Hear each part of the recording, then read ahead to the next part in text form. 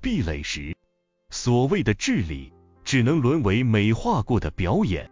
联合国环境署专家曾警告，印度的空气污染已逼近灾难性水平，但比起口罩，穷人更需要工作。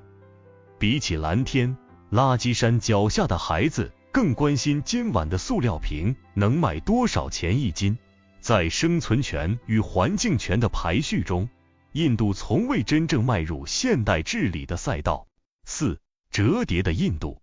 当污染成为必需品，我们习惯将印度环境危机描述为一场悲剧，但悲剧需要意外和转折，而印度正在发生的是一场没有悬念的结构性强奸。上层种姓坐在装有反渗透净水器的别墅里，一边咒骂政府无能，一边享受着低人权优势带来的廉价劳动力。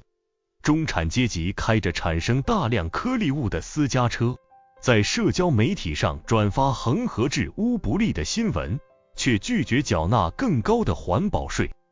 而最底层的达利特，他们既无力购买纯净水，也买不起空气净化器，于是只能选择彻底接纳污染，并将其转化为生存资源。这是真正的环境折叠。同一座垃圾山，在环保主义者眼里是碳排毒源，在官僚眼里是政绩污点，在拾荒者眼里却是养大4个孩子的露天金矿。当印度社会无法提供体面的替代生计，谴责穷人不环保不仅是道德上的残忍，更是认知上的低能。5. 结语。航标灯指向哪里？加济布尔山顶那盏航空障碍灯，每隔几秒就在夜空中明灭一次。